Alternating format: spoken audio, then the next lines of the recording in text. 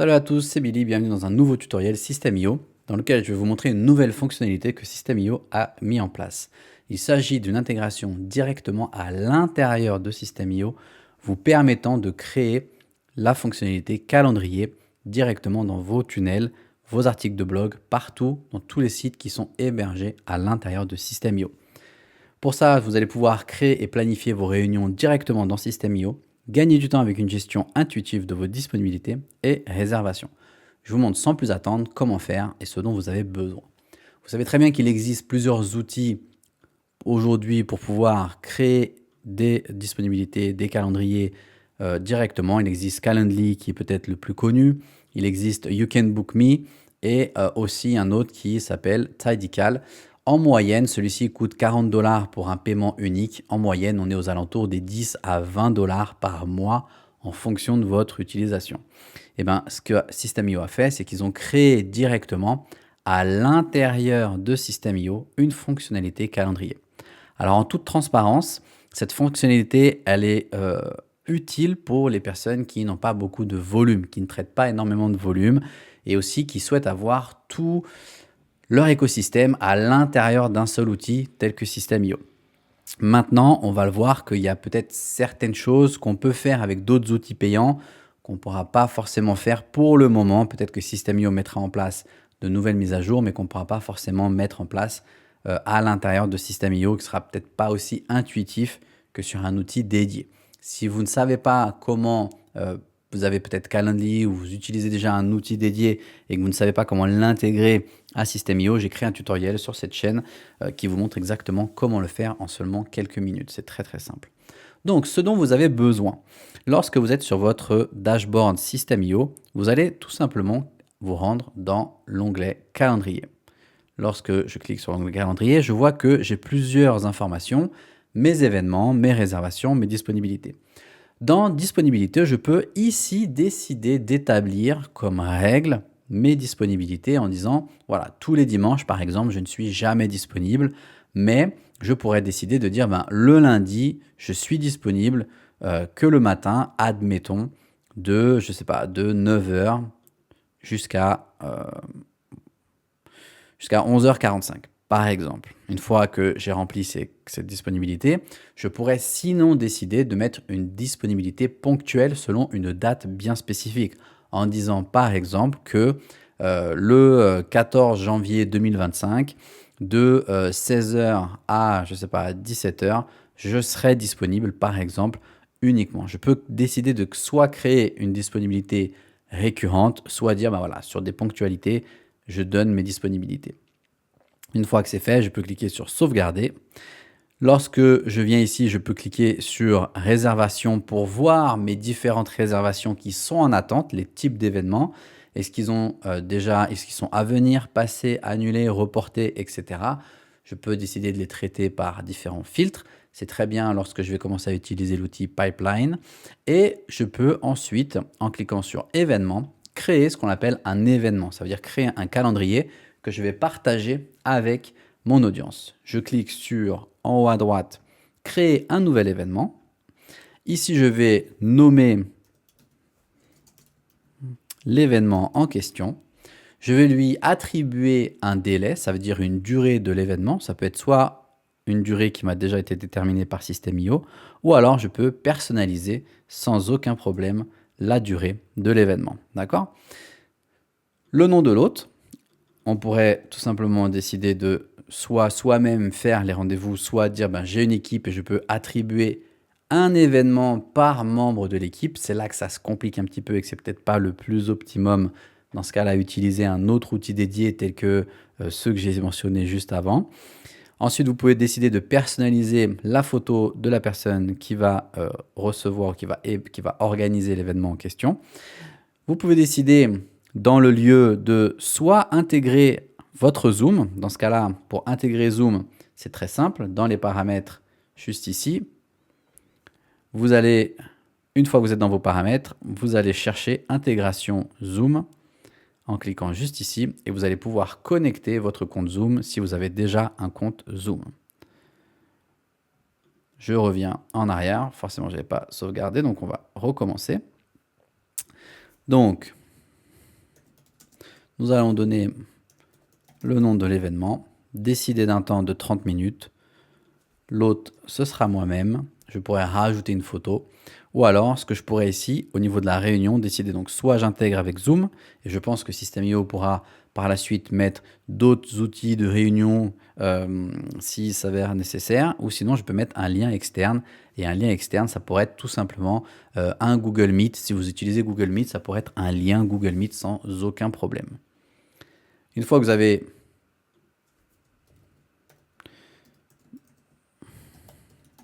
alors, c'est juste pour l'exemple, hein, ne prenez pas ça. Une fois que vous avez renseigné l'information, vous pouvez soit décider de renseigner un numéro de téléphone, soit une adresse postale pour un face-à-face. Ici, vous allez pouvoir mettre une description de l'événement, ce qui va se passer et ce à quoi s'attendre.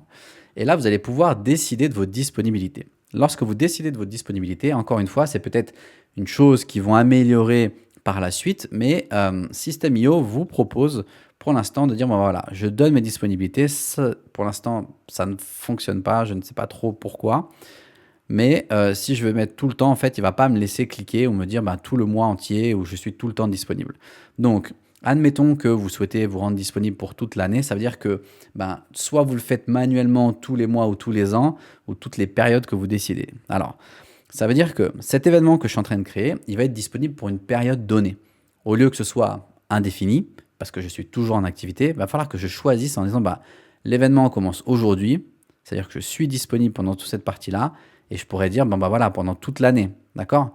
Et là, ça va me le mettre pendant une année entière. Sauf que ça veut dire qu'à partir du 6 janvier 2026, dans un an, il faudrait que je pense à me reconnecter dans mon calendrier ici pour mettre à jour cet événement.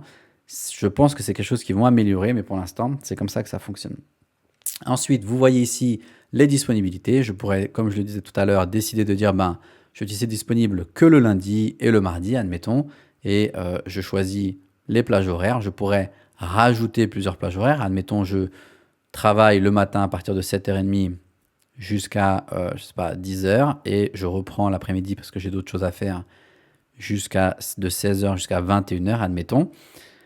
Pareil pour l'autre. Je pourrais décider ensuite de dire, voilà, le rendez-vous, il dure 30 minutes, on a décidé.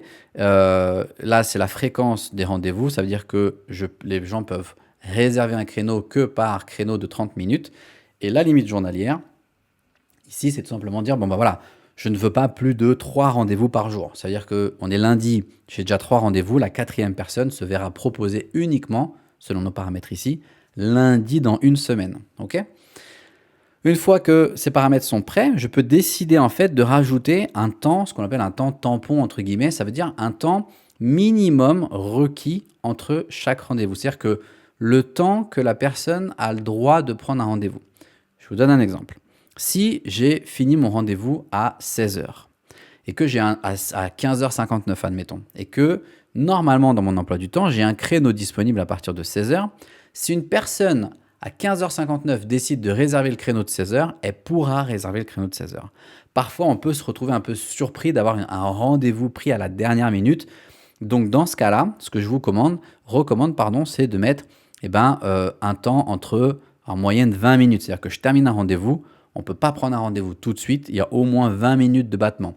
10 minutes avant et 10 minutes après, ça fera un total de 20 minutes. Je pourrais décider de mettre 15 minutes seulement. Donc 15 minutes avant, 10 minutes avant, 5 minutes après. Ok, j'espère que c'est bien clair pour ça. C'est le temps que quelqu'un a le droit de prendre un rendez-vous avant la date, le prochain créneau disponible. Il est 16h55, le prochain rendez-vous il est à 17h, mais on a passé le délai des 10 minutes. Dans ce cas-là, il ne peut pas prendre de rendez-vous, il va falloir qu'il attende 17h30. Ensuite, l'affichage du fuseau horaire, il va détecter soit automatiquement les heures dans le fuseau horaire de l'invité. Si, admettons, la personne se trouve, à Tahiti, et dans ce cas-là, on sera lundi 7h30 heure française, mais ça va apparaître, ça va convertir pour le fuseau horaire du client. Ou alors, je pourrais lui dire tout simplement, voilà, je suis sur un marché franco-français, on va prendre que mon créneau horaire. Une fois que tout ça, ça a été rempli et renseigné, tout en bas à droite, vous allez cliquer sur sauvegarde et aperçu. Ça vous donne un aperçu de l'événement. Et maintenant, vous devez vous poser la question, vous dire, mais comment est-ce que je partage cet événement? C'est très simple. Je vais vous montrer dans une seconde. Donc, j'ai mon événement de créer. Maintenant, ce qu'il me faut, il me faut tout simplement un tunnel.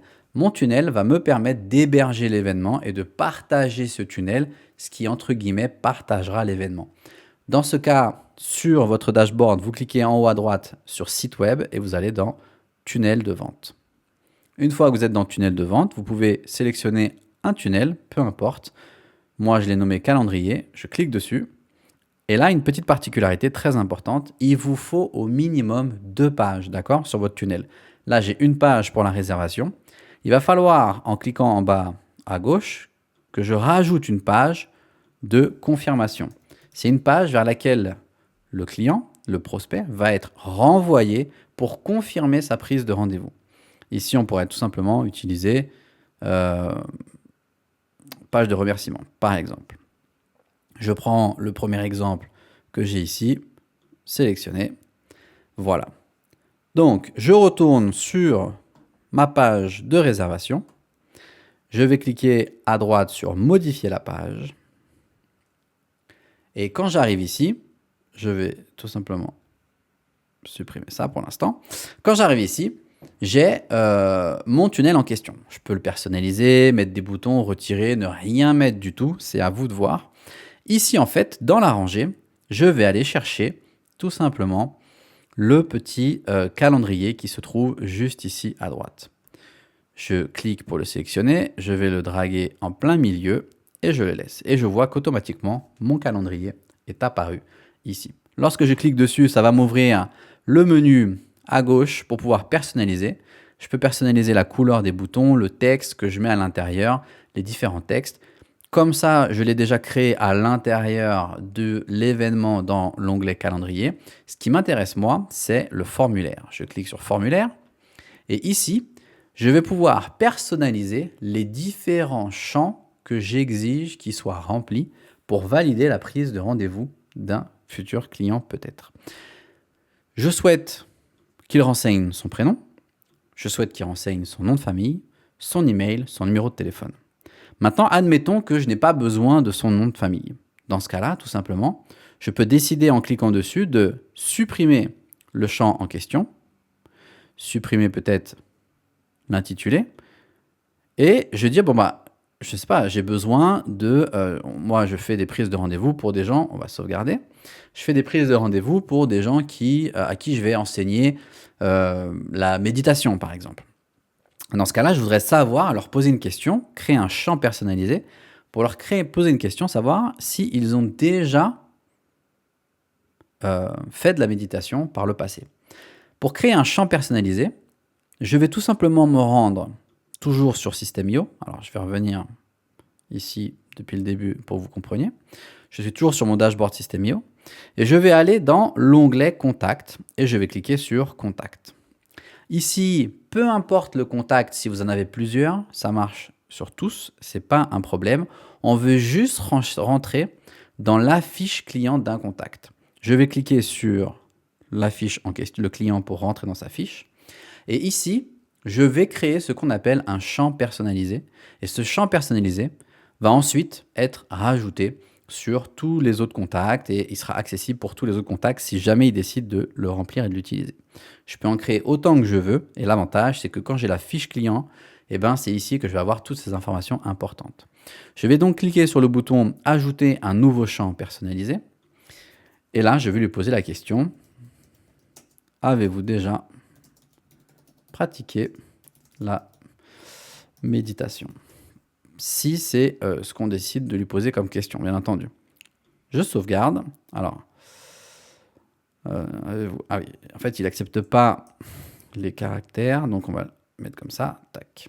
Donc, c'est sauvegardé. Avez-vous déjà pratiqué la méditation? Lorsque je reviens dans mon éditeur, je vais maintenant rafraîchir la page. Arrivé ici, une fois la page rafraîchie, si je ouvre le formulaire pour pouvoir personnaliser, je vais maintenant pouvoir rajouter le champ en question. Soit je prends, alors tout simplement un nouveau champ de formulaire et je fais drag and drop, soit très simplement, vu qu'ils ont déjà les bonnes dimensions, je peux tout simplement dupliquer un champ qui existe déjà. Et si je duplique le champ, je vais aussi dupliquer le texte qui a déjà été créé. Je mets le texte au bon endroit et le texte, je vais le mettre, on va le poser, on pourra même lui dire ici, répondez par oui ou par non. Et dans le champ en question, lorsque je clique dessus, on voit que sur le menu à gauche, il me demande de renseigner le type de données. Je clique ici et là, on va pouvoir utiliser le champ personnalisé que nous venons de créer. Je clique dessus et j'ai le champ personnalisé que nous venons de créer. Donc, vous dupliquez en fonction des informations que vous avez besoin de récupérer de vos contacts. Et une fois que c'est fait, vous cliquez sur enregistrer. Maintenant, une petite question que certains devraient se poser, c'est de se dire, ok, comment est-ce que System.io est capable de savoir si le lundi, par exemple, je suis disponible? Est-ce qu'entre-temps, je n'ai pas déjà, moi, rajouté manuellement un événement dans mon calendrier, emmener mes enfants à la piscine, la sortie scolaire, aller chez le garagiste faire réparer la voiture, peu importe. J'ai un imprévu et je veux le mettre. Est-ce que je suis à chaque fois obligé de revenir dans mon événement pour m'obliger ensuite à dire, bon bah voilà, cette date-là, je ne suis pas disponible, etc.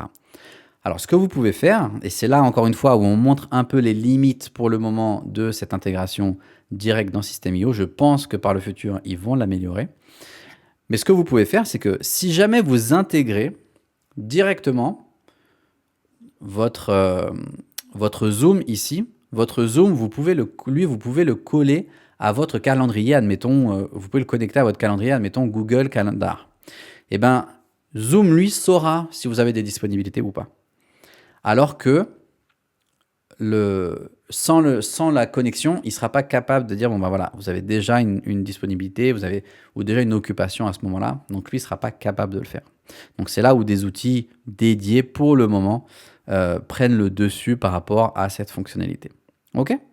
Donc voilà, c'est très simple. Vous savez maintenant comment créer un calendrier, comment l'intégrer dans une page de capture. Honnêtement, c'est super pratique pour ceux qui ne traitent pas forcément de beaucoup de volume, qui ne justifient pas 120 € par an d'outils de calendrier pour avoir quelques rendez-vous la semaine seulement.